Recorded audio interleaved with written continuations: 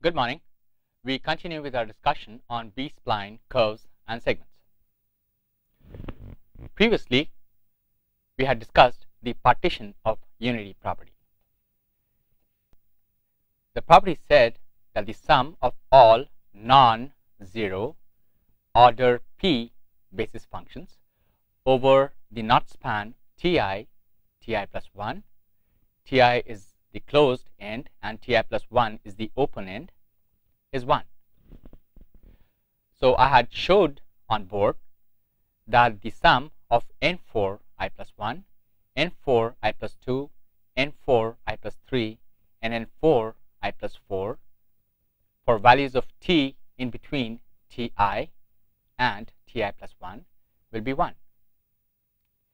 In fact, you would notice that these are the only 4 non-zero basis spline functions over this knot span. Any other basis spline function, for example this red one over here or this red one over here, will be 0 over this knot span. So in a sense, B-spline basis functions within a subgroup add to unity, and not all B-spline basis functions add to 1, as we had seen in case of Bernstein polynomials. Let me mention the property again. The sum of all non-zero order k basis functions over the span Ti plus 1 is 1. Today, I'll try to give you a general proof. I'll try to show that the sum of k order k basis splines, which are nk I plus 1 t plus nk I plus 2 t plus nk I plus k t is equal to 1 for values of t in closed Ti plus 1 open. What we'll try to do is we'll first try to add two consecutive B-spline basis functions, which are n k jt and nk j plus 1t. Now, if you notice, index j starts from I plus 1,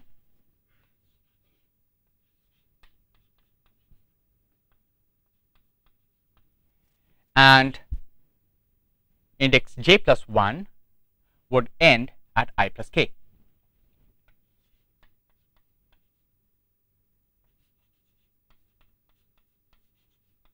So this is the start and this is the end.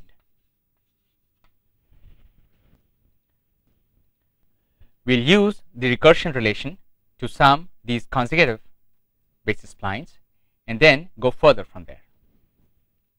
So n sub k sub j of t plus n sub k sub j plus 1 of t is equal to t minus tj minus k over tj minus 1 minus tj minus k times n k minus 1 j minus 1 of t plus tj minus t over tj minus t j minus k plus 1 times n k minus 1 j of t. This is the recursion relation corresponding to n kj, and then all we need to do is index j to j plus 1 to get another recursion relation. So we have plus t minus tj plus 1 minus k over tj minus tj plus 1 minus k times nk minus 1 j t plus tj plus 1 minus t over tj plus 1 minus tj minus k plus 2 times n k minus 1 j plus 1 of t. Now concentrate on this term here and this term here. What do you observe? You would see that nk minus 1 j is common, and also the denominator tj minus k plus 1 is common. You might want to try adding these two terms together. What will happen to the numerator in that case? The numerator will become tj minus t plus t minus t j plus 1 minus k. If you realize, that is the same as the denominator tj minus tj minus k plus 1, and they would cancel out. What would be left will be n k minus 1 j t, which is right here. So we have the first term t minus tj minus k over tj minus 1 minus tj minus k times nk minus 1 j minus 1 of t, plus these two terms will add to give nk minus 1 jt plus the last term here tj plus 1 minus t over tj plus 1 minus tj minus k plus 2 times n k minus 1 j plus 1 of t. Now this is a result of two consecutive splines, nkj and nkj plus 1 added together. We still have to sum those k basis spline functions. Let me copy this result in the next slide, right here. Now if I perform the summation of all the k basis splines, what do I have? I have summation r going from 1 to k of n k I plus r of t, and that would be equal to t minus ti plus 1 minus k over ti minus ti plus 1 minus k times n k minus 1 I of t plus summation r going from 1 to k minus 1 n k minus 1 I plus r of t plus t I plus k minus t over ti plus k minus ti plus 1 times n k minus 1 I plus k of t. This might look a little confusing.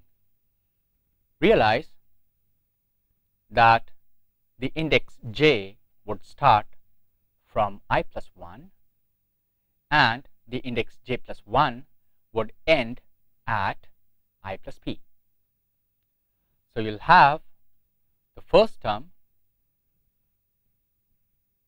corresponding to j equals I, the last term corresponding to j plus 1 equals I plus k, and then you'll have k minus 1 terms getting added together. Let me go back. If you look at this expression over here,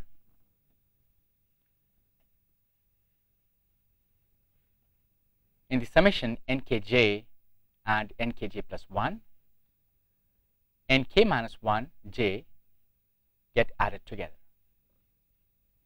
If I have, let's say, nk j plus 2 again getting added over here, correspondingly, like in the case of nk minus 1 j, we'll have something very similar in case of nk minus 1 j plus 1, and so on.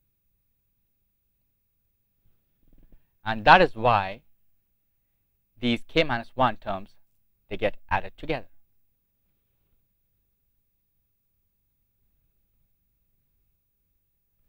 Now look at this term here, n k minus 1 I.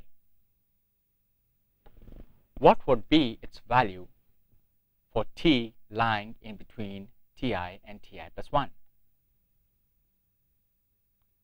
You guessed it right. It will be 0, because if you notice, nk minus 1 I has the last knot as ti. Likewise, what would be the value of nk minus 1 I plus k for t again in between ti and ti plus 1? Notice that the last knot is ti plus k, and the first knot is ti plus k minus k plus 1, which would mean the first knot is ti plus 1. Again, in the interval ti plus 1, this basis spline of order k minus 1 will be 0.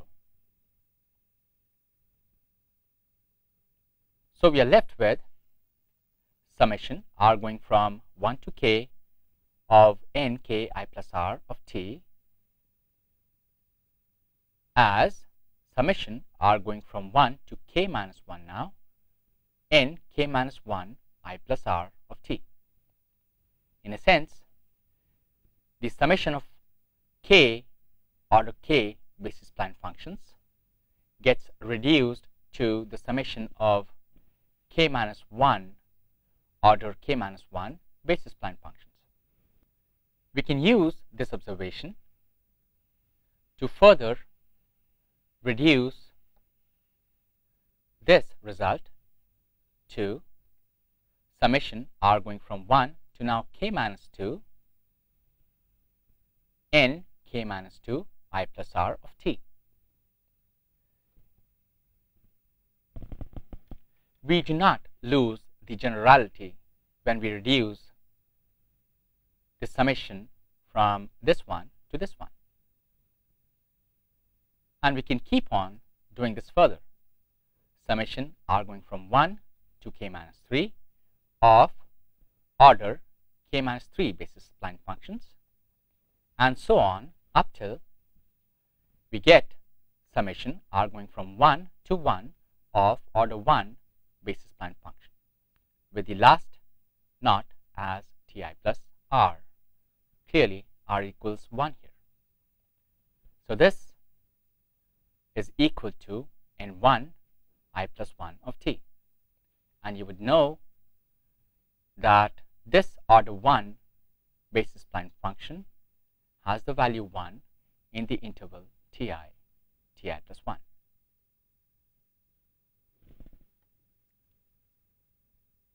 So initially you must have thought that proving the partition of unity property would be difficult. That is not so.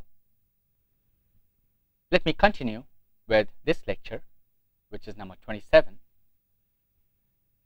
and further discuss properties of normalized basis splines.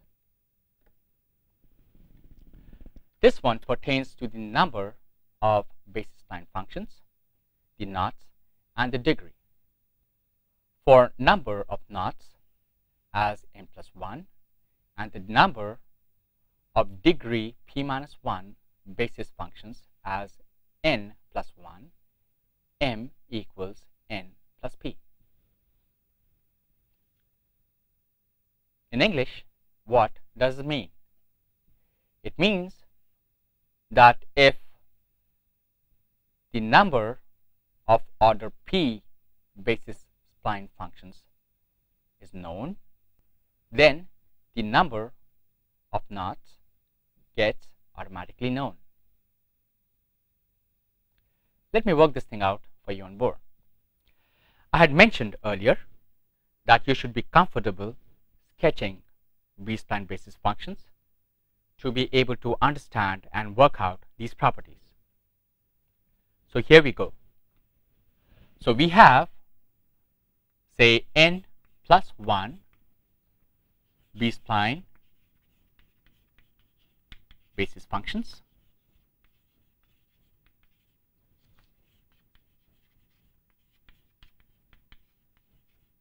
Each of order p. Let's try to sketch them. We start with the knot T0.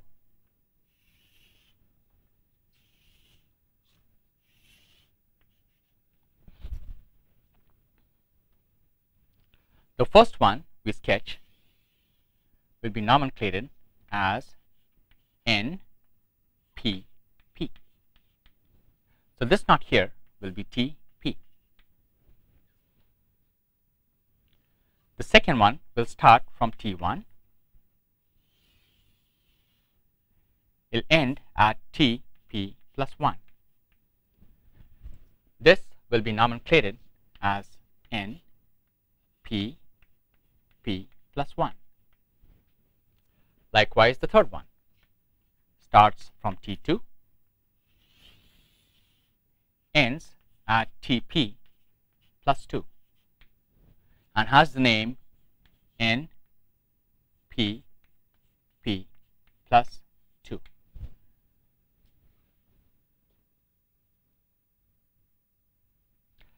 I can keep doing this. Remember that I have to have n plus 1 basis functions. These are 3 basis functions. The last knot corresponding to the third basis function is T P plus 2. Can you guess how the n plus 1th basis function will be standing over this parameter axis?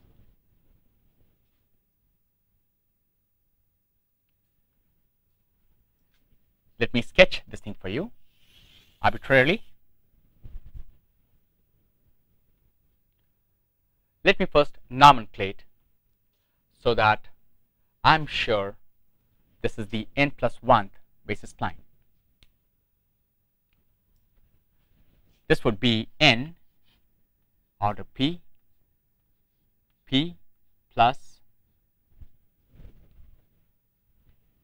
n plus 1. Is that the case? Now let's analyze this again. For the first B-spline function, I have the last index as p. For the second, I have p plus 1. For the third, I have p plus 2.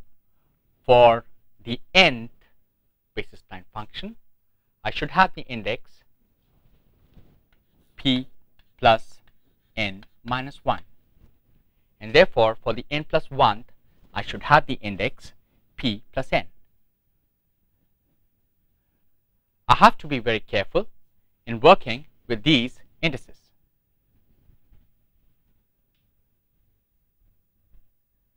Now,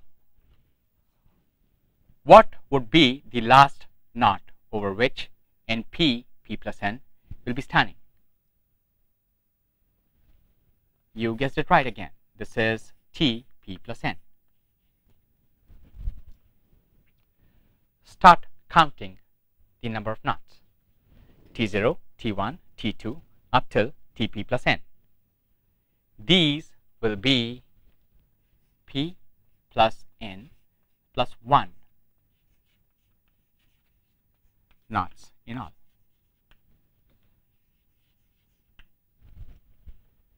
And so, if there are m plus 1 knots, they have to be equal to p plus n plus 1, which would imply that m equals p plus n. This one is a slightly different argument for the same property. Now, if you're looking at the knot span T0 closed, Tm open, the first normalized spline on this knot set is NPP of T. The last spline on this set has to be NPM of T. Clearly, because T sub m is the last knot in the span. Now, these, if you count, will be m minus p plus 1 basis splines. Now, since we have n plus 1 basis splines already, n plus 1 has to be equal to m minus p plus 1, which would give us the result m equals n plus p right here. Let's now discuss multiple knots. It's a very interesting concept, and today we are going to be discussing this concept at a bit of length. The concept helps designing B-spline curves in a variety of ways. I'll come to that maybe in the next lecture or so. First, what is a multiple knot? If a knot Ti appears k times, that is, if Ti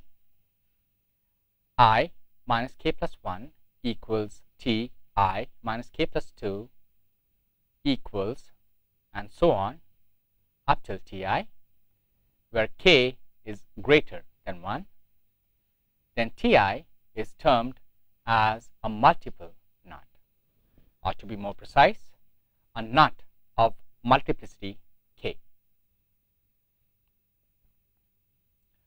For k equals 1, Ti is termed as a simple knot.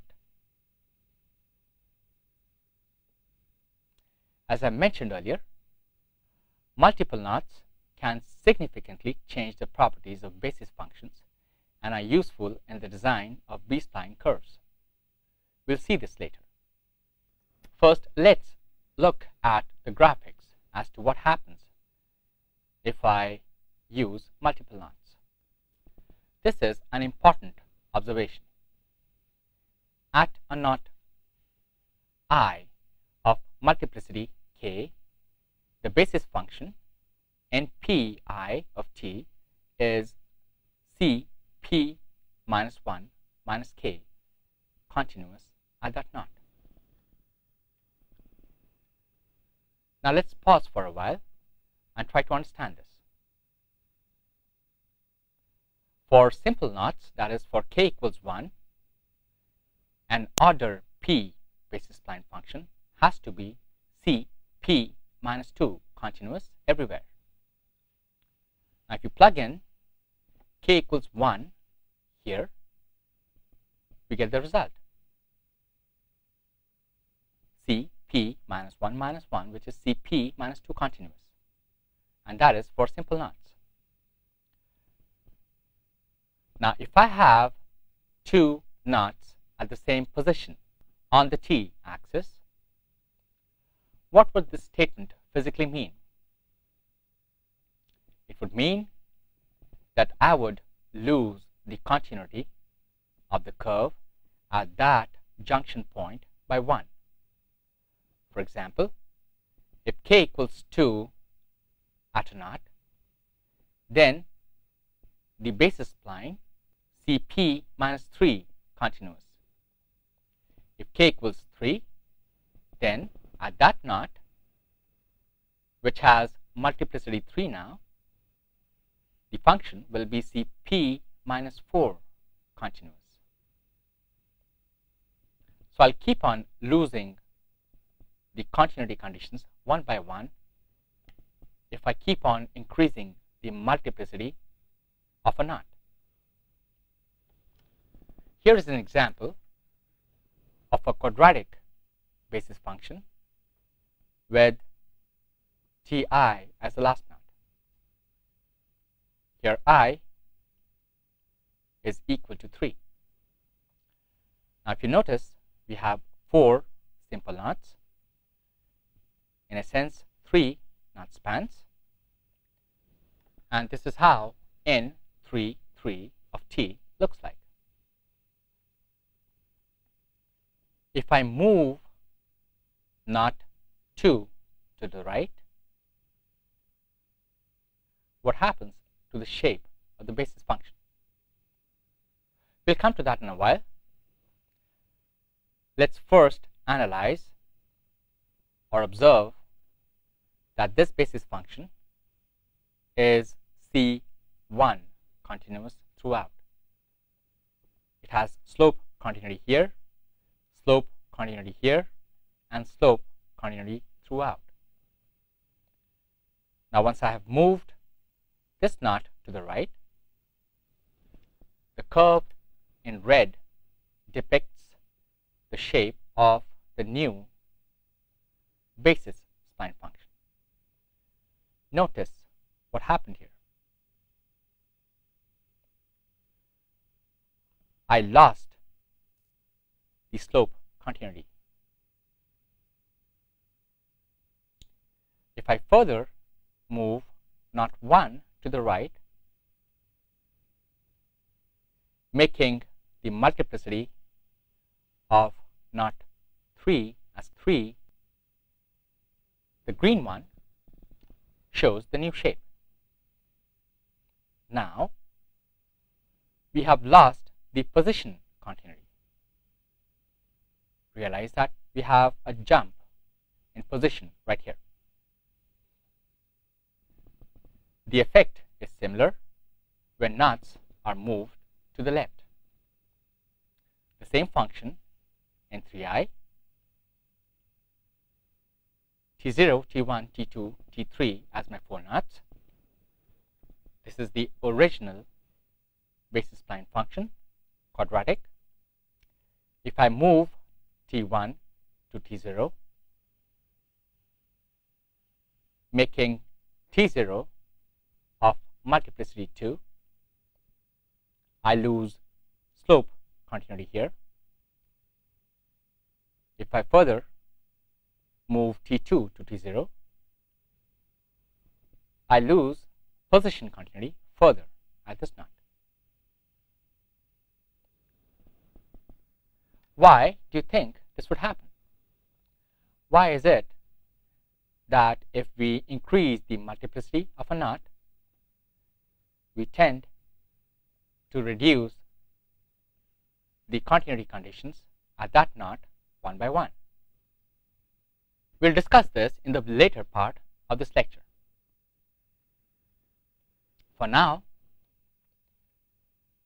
at each internal knot of multiplicity k, the number of non-zero order p basis functions is at most p minus k.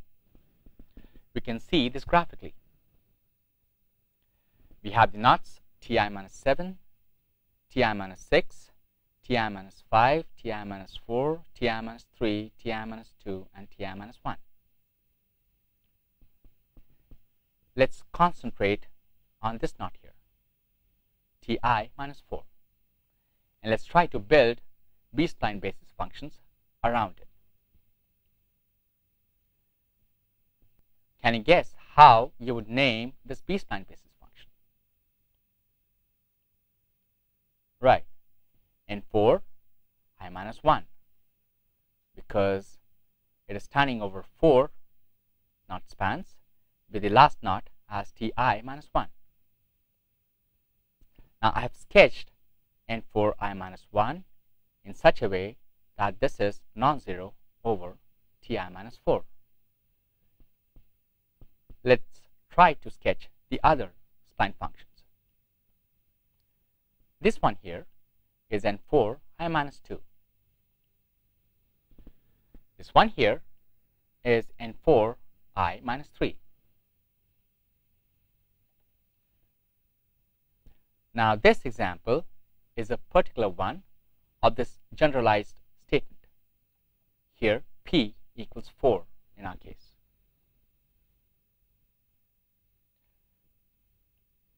If you realize, for ti minus 4 to be a simple knot, non-zero splines over this knot is equal to p minus k, which is 4 minus 1, which is 3, and for I minus 1, and for I minus 2, and then for I minus 3.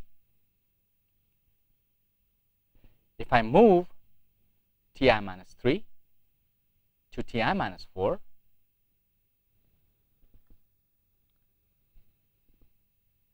one of them now becomes 0 over ti minus 4. Now with ti minus 4 having multiplicity 2, we have p minus k equals 4 minus 2 equals 2 non-zero splines over ti minus 4. If we move ti minus 2 to ti minus 4, another one disappears. We are left with only one non-zero basis spline. And finally, if I move ti minus 1 to ti minus 4, we are left with 0 basis spline functions, which are non-zero over ti minus 4. You would notice that the multiplicity of this knot is 4 now. Now let's come back and try to understand why do we lose continuity conditions one by one at multiple knots. I'll use the board to discuss this. I would like you to recall our discussion on polynomial splines. How did we construct a B-spline basis function using polynomial splines? Let's try to construct an order 4 basis spline function. Let me start with T0, T1, T2, T3, T4. I will need 4 knot spans. This is the parameter axis, T to the right and to the left. My B-spline basis function will start from T0 and end at T4. Again, I'll have to be careful with regard to the continuity conditions both at T4 and T0.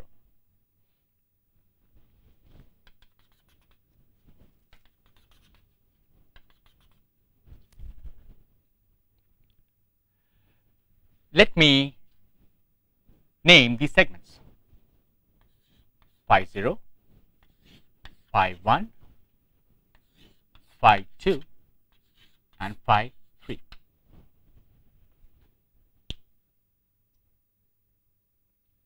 Each phi is a pure cubic polynomial. I can write phi sub I as ai plus bi t plus ci t squared plus di tq. I would go from 0 to 3. If you realize, in all, we have 16 unknowns.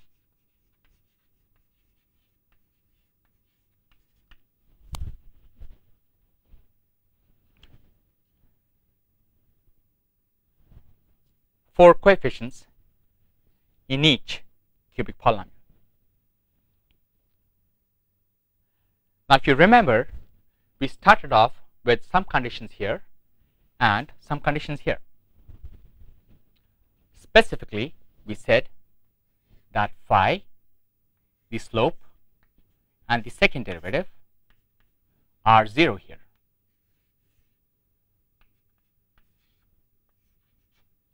Likewise, the position, the slope, and the second,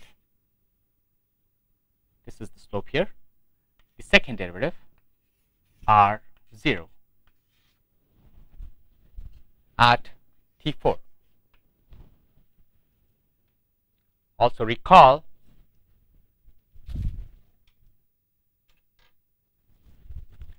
that we had mentioned that the area under this curve, that is integral from t0 to t4 of phi t dt.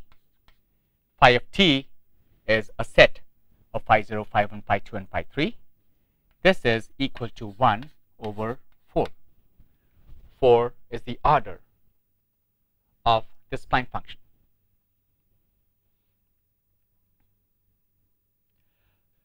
So these are 3 plus 3 plus 1, 7 conditions. How about the rest of the conditions to be able to determine all 16 unknowns? Recall that we had used position, slope, and second derivative continuity conditions at this junction point, at this one here, and at this one here.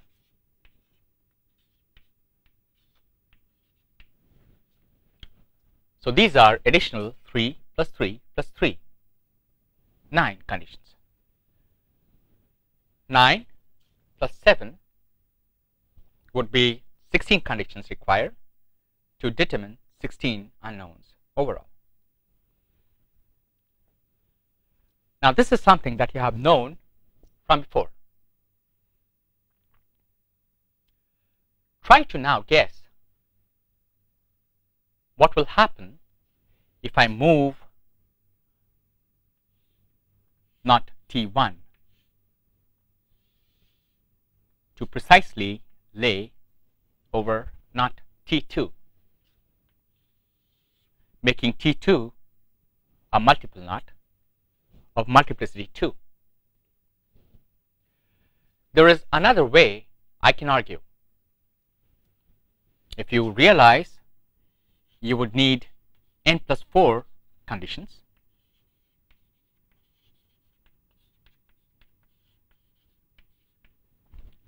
is this n plus 4 or n plus 3?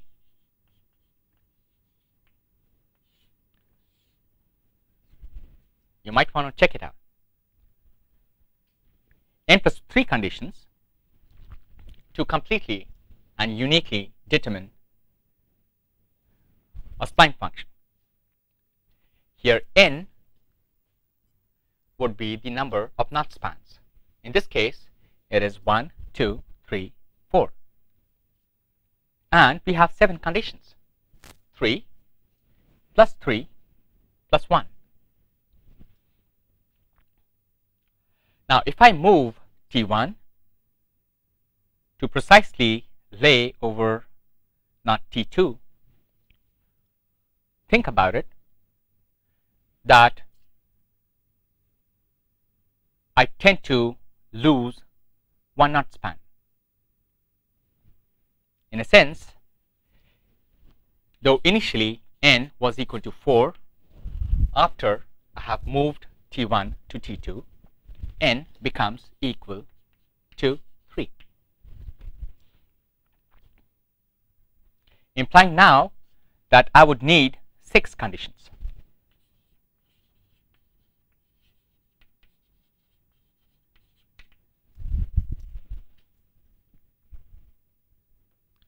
But I have 7 of them. 3 plus 3 plus 1. Clearly, I'll have to lose 1 of the conditions.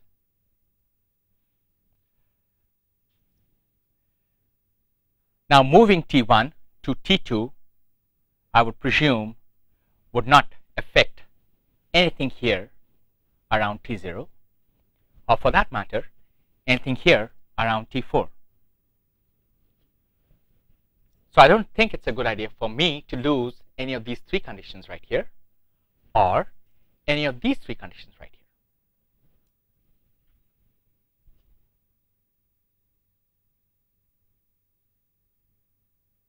I cannot let go of this condition as well, because this ensures non-zero area under this curve. Maybe I'm not doing this thing right. So let me step back and look at this problem from the point of view of these coefficients. For phi 0, let's say I have coefficients a0, a1, a2, a3. After I have snapped this knot span, I would not know what phi 1 is, and let me not worry about it at this time. Let me rather jump to phi 2 and say the coefficients of phi 2 are b0, b1, b2, and b3. For phi 3, say the coefficients are c0, c1, c2, and c3. In a sense now, these are my 12 unknowns.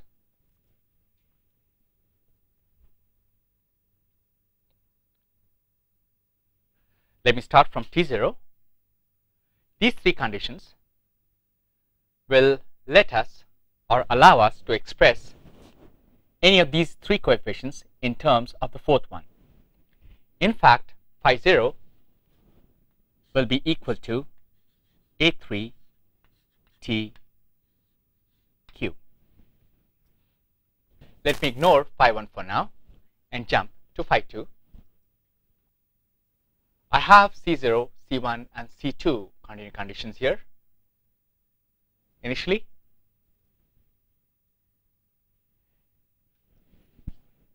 If I use these continuity conditions, I would be able to express three of these in terms of, say, V3 and A3. So by the time I come here, I will have two unknowns.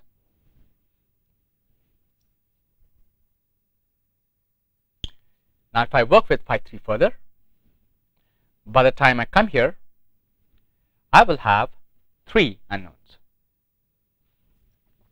C0, C1, C2 using these three conditions can be expressed in terms of, say, C3, B3, and A3. So by the time I reach T4, I'll have A3, B3, and C3 as unknowns, and I'll have three conditions to greet them. Well, how about this condition?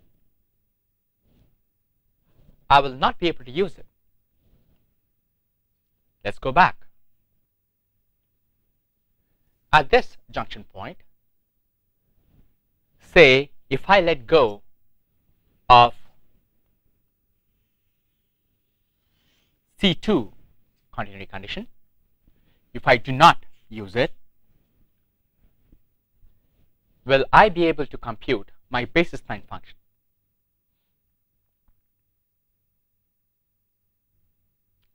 If I think about it, maybe yes. I start with A3 as unknown here. A0, A1, A2 are all 0. I come to T2.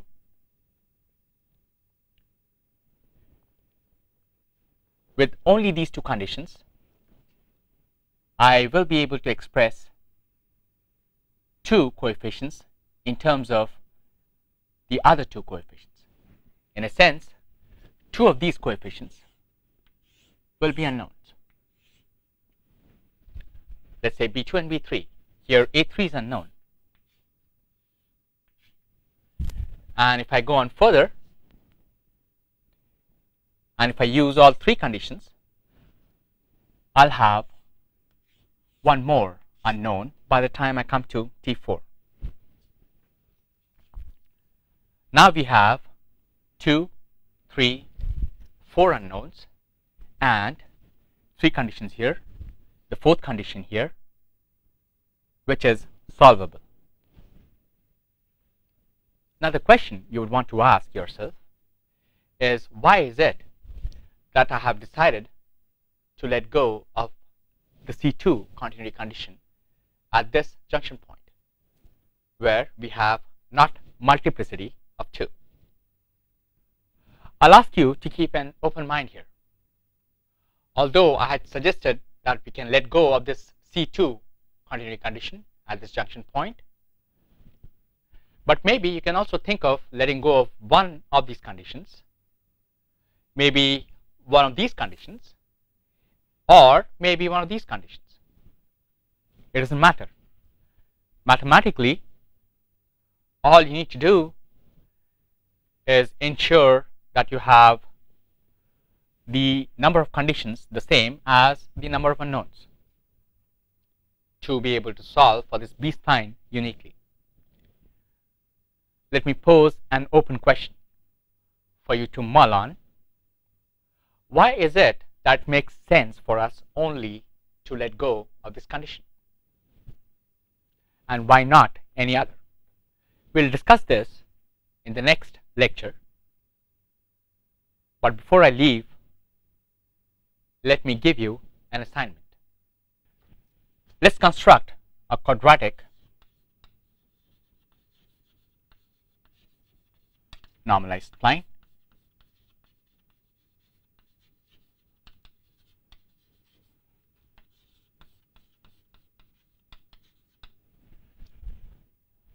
over this knot span 0, C, and this value is smaller than 1, 1, and say 2.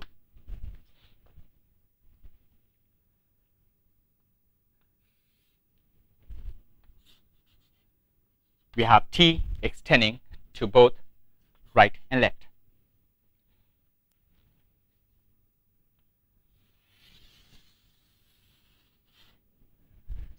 Let's say this is our quadratic normalized spline, or spline in general. Doesn't need to be normalized.